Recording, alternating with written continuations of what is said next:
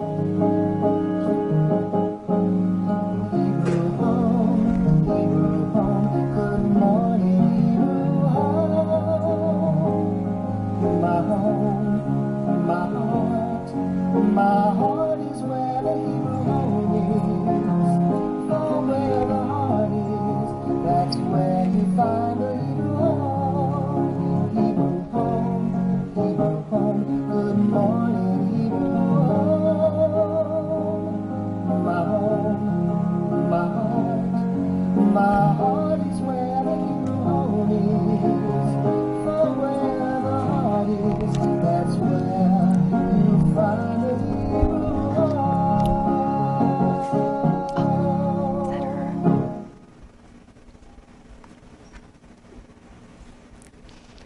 morning and welcome to another edition of Wendy Wednesday. Today is Wednesday, August 26th. Hope everyone's doing well and having a good week. Before we get started with the show, I want to give a shout out to some of the residents that I was talking with yesterday on the outside patio. It was great to see Al and Gloria, Zelda, Sylvia, and Fred. Really enjoyed seeing you and chatting, and appreciate your being loyal Good Morning Hebrew Home viewers. So hats off to you.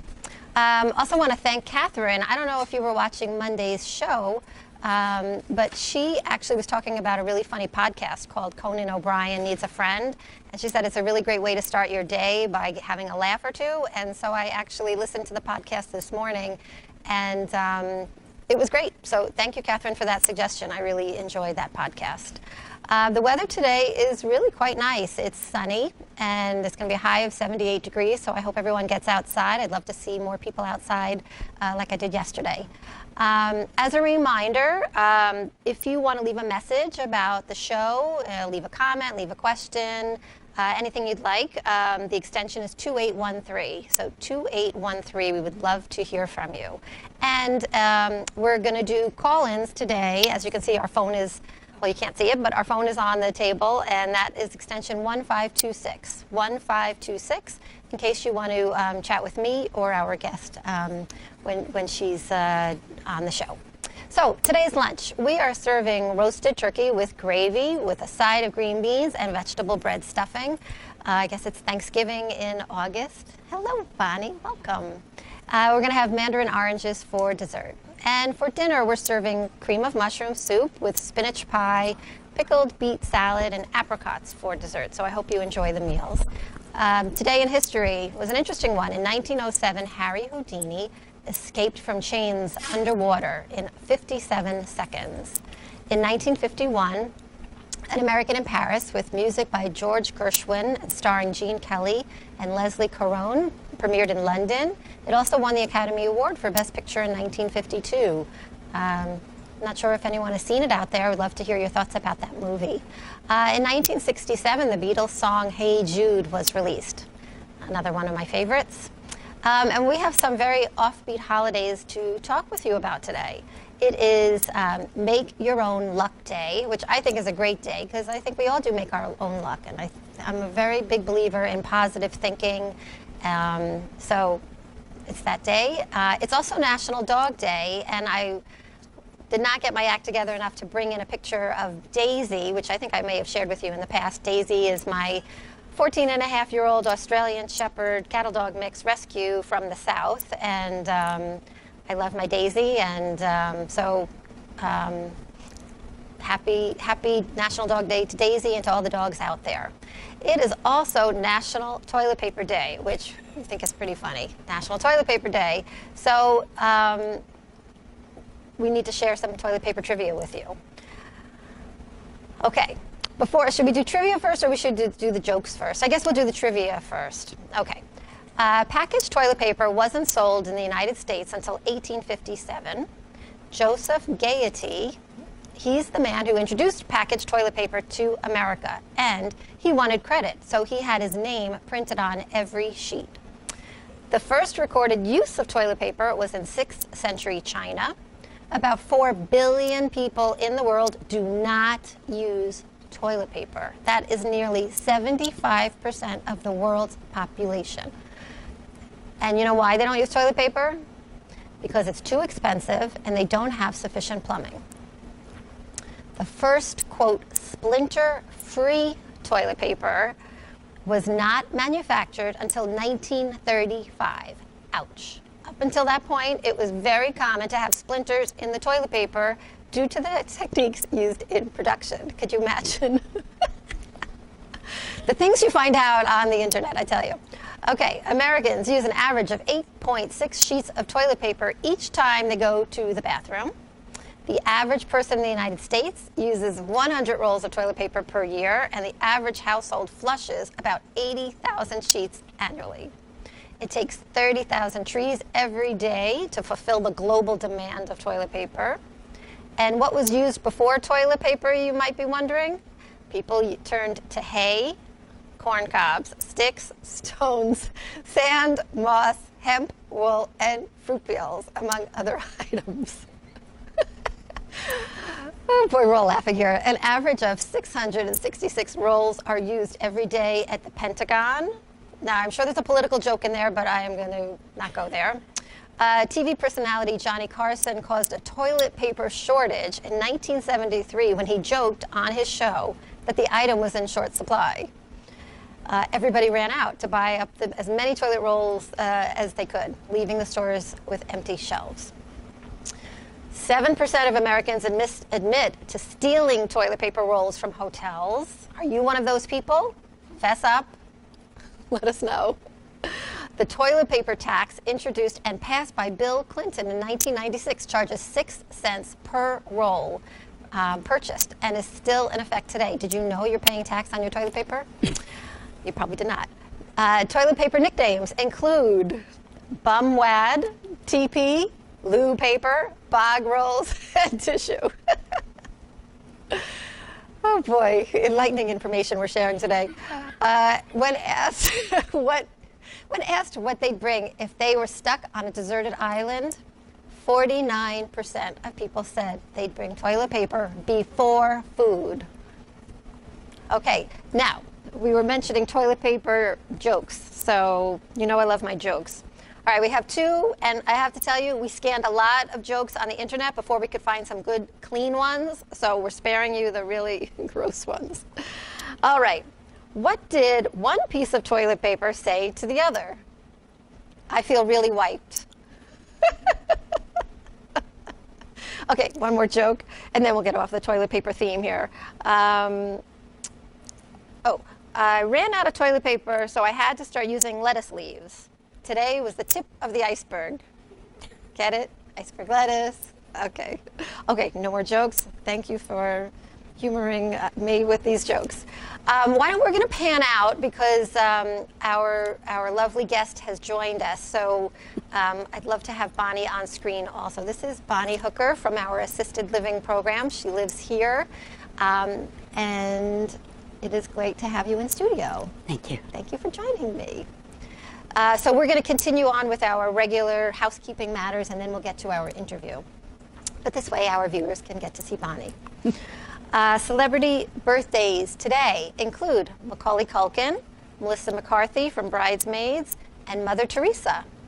None of our Hebrew Home residents are celebrating a birthday today. When's your birthday, Bonnie? March.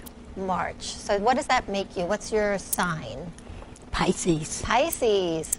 That's a good sign. We like that. We talk a lot about horoscopes here on the show. Fish swimming in 2 different directions. Fish swimming. Okay, so what does that mean? Fish. I thought it was just a single fish. Is the sign 2 fish? It's 2 fish swimming in different directions. Oh, so. Does that mean you have a lot of different interests? I'm not sure what the real meaning is about it, but you're sort of confused about your thinking, I think, sometimes. Oh, okay. Well, we all feel that way. Okay, so no residents celebrating birthday, but we do have several staff who are celebrating birthdays, and they are Veros and Sandra from nursing. We have Lisa from Human Resources, Denise from Care Management, and we always share birthday horoscopes, so the birthday horoscope for today is, because you seem so strong and steadfast, others will come to you this year for assistance and advice, which you will gladly provide. Do what you can to untangle the knots in their lives, but don't do it all. Ultimately, they must save themselves. So that's good advice, I think. So let's get to the fun part of the show, which is our interview with our special guest, Bonnie.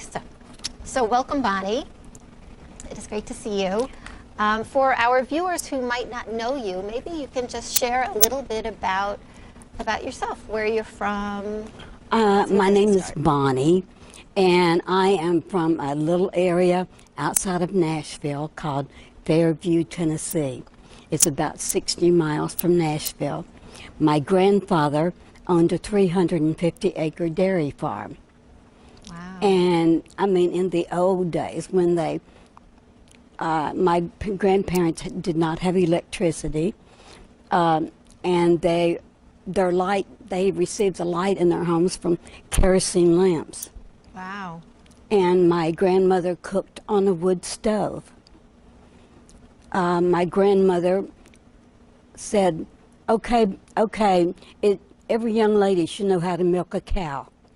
This was essential education for young girls. And I was about, I don't know, 7 or 8 years old, okay. And she decided I should milk a cow. And she turned a bucket upside down. We both sat on buckets, and she showed me how to milk a cow. What was that experience like? It wasn't fun, because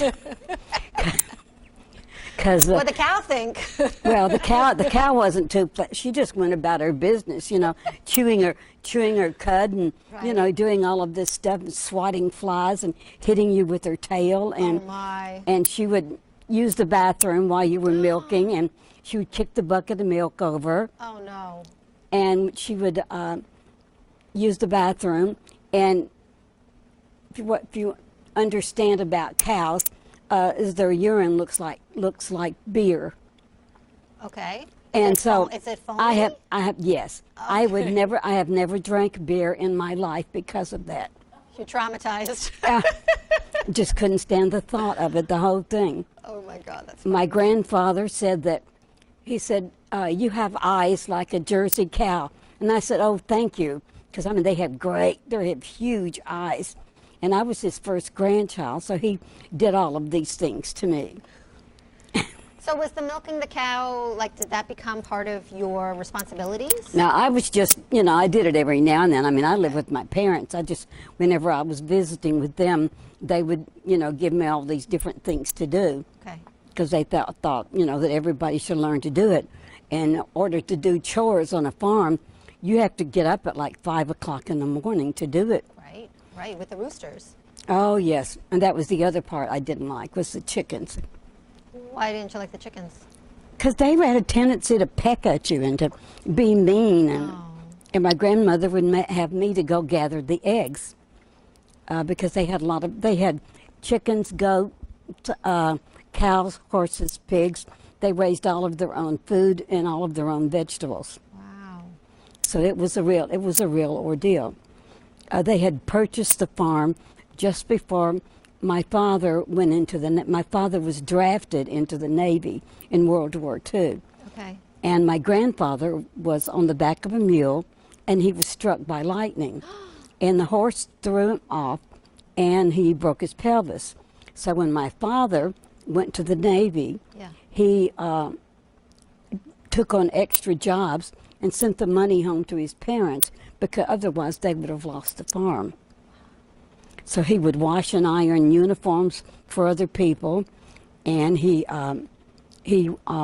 functioned as a barber, and he did all of these extra things, and just to send the money home to them.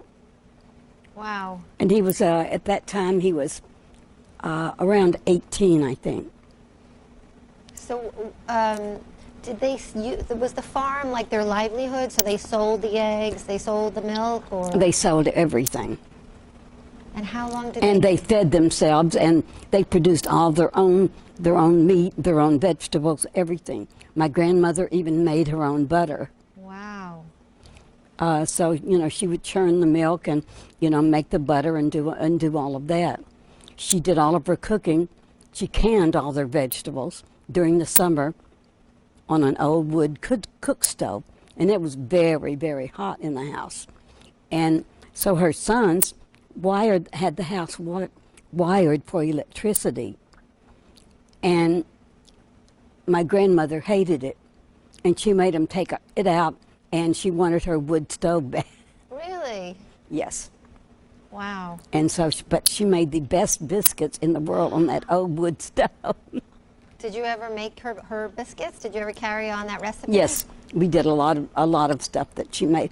But she would cook all of this food, and then after breakfast or whatever, she would spread a cloth over top of the food, and it would sit there until lunchtime, and then she'd take the cloth off, and we would eat whatever the leftovers, and then she'd put the cloth back on, and it went like that all day long. So what happened to the farm? They left it to their children. They had 8 children. Okay. And they started out naming their children after the doctor that delivered them. Really? Yes. But my father was named after his grandfather, which was Jonathan Andrew Lee Perkins Sr. So that was your dad's full name? Yes, and his grandfather's name was the same thing, except it was just a little different. Then when my brother came along, who was the second grandchild, his name was Jonathan Andrew Lee Perkins Jr. Oh my goodness. Because I was the first child. And so my name was Bonnie, and I was named after my grandfather's sister. Okay. And so, and then she had a daughter, and her name was Bonnie. They were really big on family names. Wow. Oh my gosh. So. And one of my sisters' name is Jean Elizabeth. Okay. And so my grandfather had a relative whose middle name was Elizabeth, so my sister's name was Elizabeth. And my grandmother had a sister whose middle name was Ruth, and so my sister's name was Patricia Ruth. Okay. And so we were all named after family members, and so it was a real thing. My grandmother was born the child of a slave in early years. Okay. So my grandfather was part black and part I think French, but I'm not quite sure about that. Okay. There's a lot of speculation on that. So my grandfather and all of his children have black, very curly hair. Mm-hmm. But my grandmother now was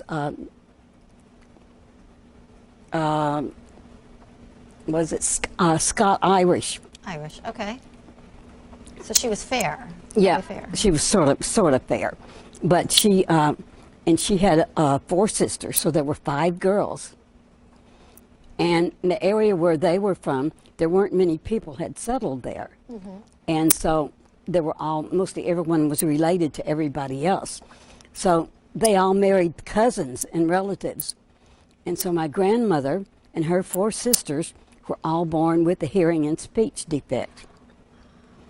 And their father, it seems, owned 5 peach orchards. Okay. And all of the girls did all of the work on all of these peach trees. And, they had to work very hard. And Vanderbilt University did a study on their hearing and speech problems. Really? And so it was very interesting, really. Yeah. I didn't know for a long time that that's what it was. Right. So how did you get from a 300-acre farm in Nashville to Riverdale, New York? Take us through your journey. Well, when I was married, my husband was transferred to Memphis, where he was from. Okay. And then in Memphis, I divorced, and we moved to California. And then while in California, I ended up having 2 strokes. Okay. And then from there, I went to Oregon. Okay. This is a long story. Yeah. What brought you to Oregon? My sister lived there, and the doctors didn't want me to live by myself. Okay. Because having the strokes left me with the seizure disorder. Oh my goodness. Okay. And they were afraid that I would have a seizure and fall and hurt myself and do all of that. So they wanted me to live with someone. Okay. So I lived with my sister. Yes. And so I've been all over. I lived in California for 30 years. And so it was an incredible experience. It really was. So California, Oregon, and then from Oregon here to the East Coast? Yeah. That is quite a journey. Oh my goodness. So my youngest daughter moved to New York because she had a full scholarship, and she was working on her master's, and so she wanted me to come to New York so she could be closer to me, and she could help me with things, and I wouldn't be so alone. And she just wanted me to be close to her. That's so nice. And so that's the issue. She lives in close now. On her patio you can see the Statue of Liberty. Oh, nice. And what's your daughter's name? Her name is Lauren. Lauren. Well, shout out to Lauren. We'll have to make sure she sees And the show. in June, she had her first child. Oh, so you're a grandma. Yeah. Congratulations. I have 4 grandsons. The family is expanding. Yeah.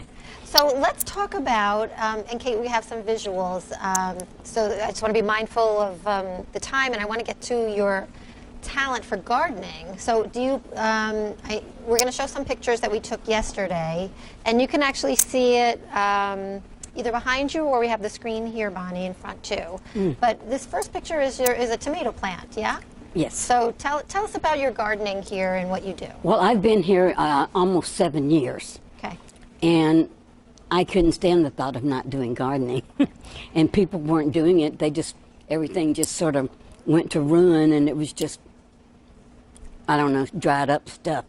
Okay. And so I decided that I was going to plant stuff. And so I went out, I planted stuff, and I went out every day and hauled water and watered all of these plants. Wow. Sometimes I had like 8 trips a day of watering with a watering can. Oh my goodness. Okay. I couldn't stand the thoughts of them being there just so, and dying and not just producing and doing what they were supposed to do. So you've brought them back to life. And this tomato plant, is this your only tomato plant? It's the only one I have this year. In the past I have had larger tomatoes, but these are small, plum, almost like plum tomatoes. These are real tiny ones. Okay, and how long does it take for that to get ready to, they're starting to turn yellow. It just takes a lot of sunlight. And that will turn red eventually? Eventually, yes. Okay, and let's go to the next picture. And these are your roses. Part of the rose bushes, yes. We have a lot of them. They're supposed to be smaller because every fall you're supposed to cut them down to the ground. But I don't have the facilities to do that, and so they're not taken care of properly. All right, and we'll have to talk to them about cutting that down. So they're all overgrown. Oh my! All right, well we'll take care of that. Let's go to the next picture. I think it's another rose. Now, so that's another image of the roses. Of the roses, yes. And how long do roses stay in bloom for? It can be years. They just keep coming back every year? Every fall they usually die down. Then they come back and start blooming in the summertime and spring. Yeah, they're beautiful.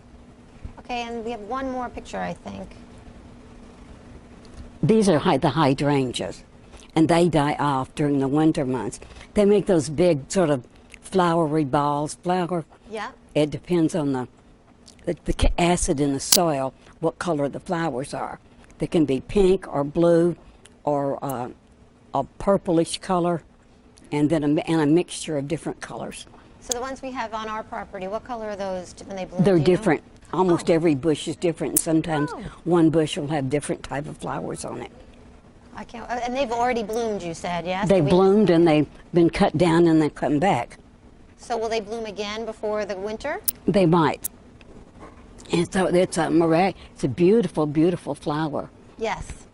So have you done gardening your whole life? Has that always been a passion? I've always loved it. My mother was just somehow enthralled with all of the plants and that kind of stuff. So she had cactuses and house plants and all of these sort of things all over the place. Well, that's a real talent to have a green thumb. I do not have a green thumb. It's not an easy thing, you know.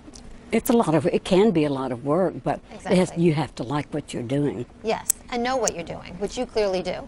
I really loved it, but we had to be careful not to touch the cactuses when we were running around all over the place, because they can really hurt. Yeah, absolutely. Because you have to pull each one of those little spines out.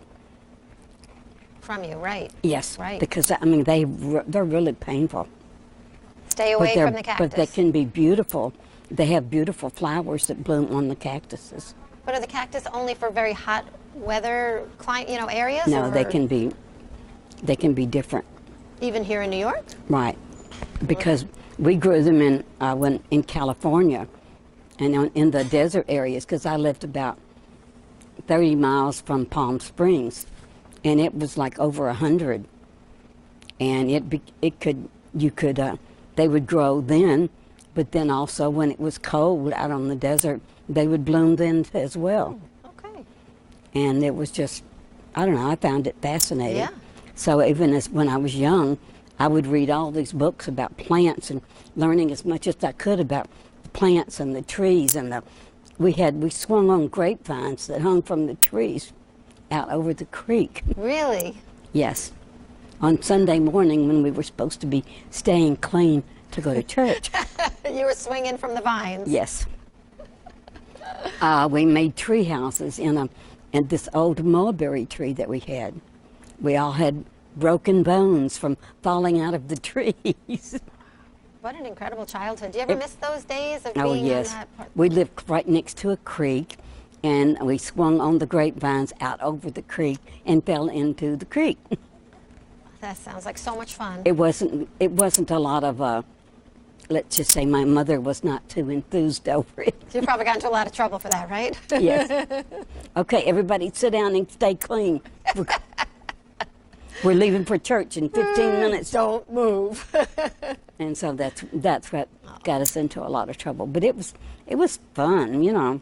I loved it all. I bet. We lived about 5 miles from our grandparents, and so we would walk up to my grandparents' house and milk the cow. milk the cows and play with chase the animals around and this kind of stuff. My grandmother came upon a mother pig who had just had babies, and the pig attacked her and chewed up her ankle. Oh my goodness. And then she had a turkey that attacked her. And it's just, a lot of different things that happened like that. And I thought it was fun. Absolutely. What an adventure. Wow. Unfortunately, we're running short on time. I could talk to you all day long, Bonnie. I have 4 quick questions for you. What's your favorite food? My favorite food, I think, cabbage. Cabbage.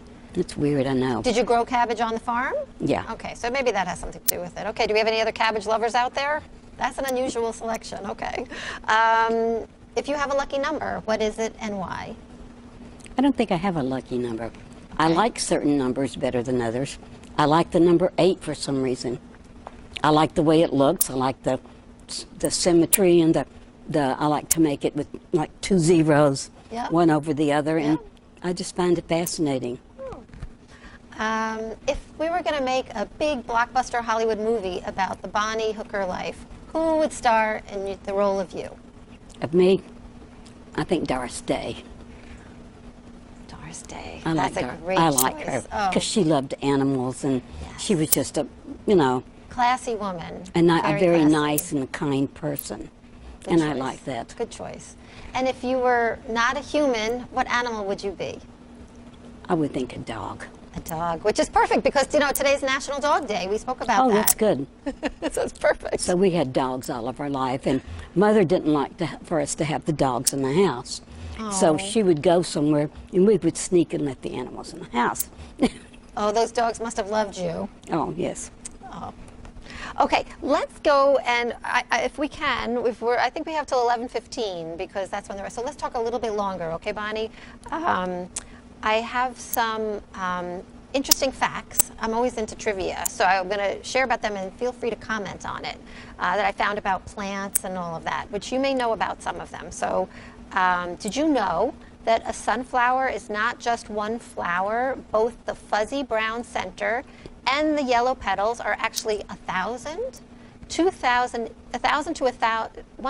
2,000 individual flowers, and they're held together on a single stalk. Yes, I used to grow. Yes, Bonnie knew that. Okay, go ahead. I used to grow what are called dinner plate sunflowers. Okay. The sunflower was big as a dinner plate, and we had them all around my house, and I had to use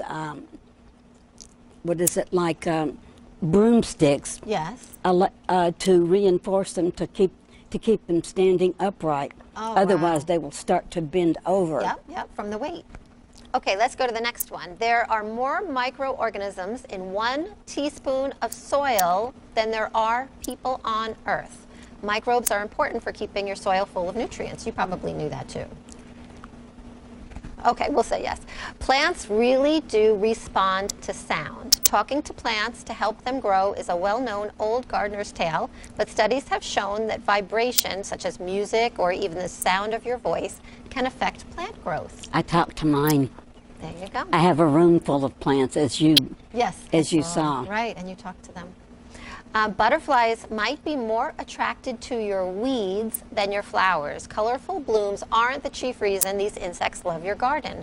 It's more about the fragrance and nectar. According to the Smithsonian Institute, new cultivars of popular flowers have been bred for enhanced color and size, but have often lost their fragrance in the process. So everyday weeds like dandelions and clovers might actually be the most appealing thing in your yard to butterflies. Because of the fragrance. The cultivation of roses, they bred the fragrance out of roses now. And so they don't attract butterflies and that kind of thing very much. They're all just sort of a bland fragrance. There you go. Some of your favorite fruits are actually in the rose family. Apples, peaches, and pears, plus cherries, raspberries, strawberries, and more, they're relatives actually to roses. Yes. The right orchid combination can smell like your favorite dessert. Delicious. So, did you know that vanilla bean comes from an orchid, a variety of an orchid? And it's not the only sweet-smelling kind. There's other kinds that actually smell like chocolate too. Did you know about that? I did not I'm know not that. sure I knew or not. There's actually an orchid show, and they have a baking cookie aroma that was a winner at an orchid show not too long ago. There's another one called a golden elf that smells like lemons, and there's another orchid that smells like cinnamon.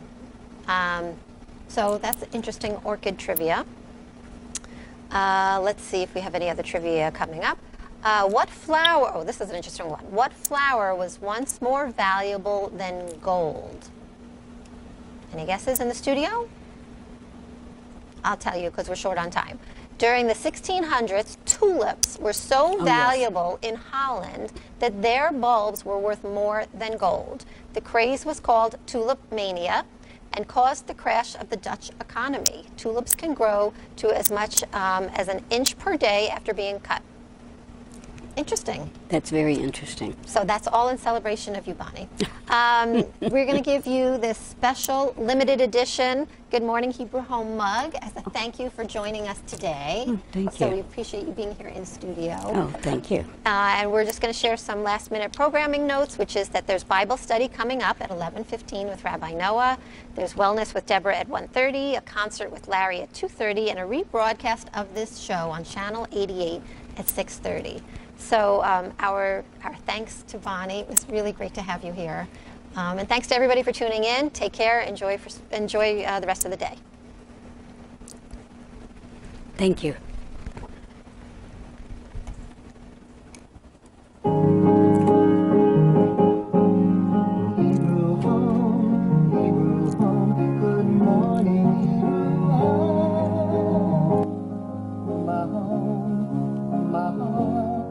My heart is where the Hebrew home is.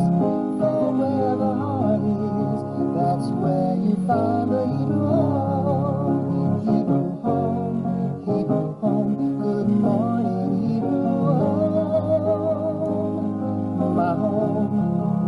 heart.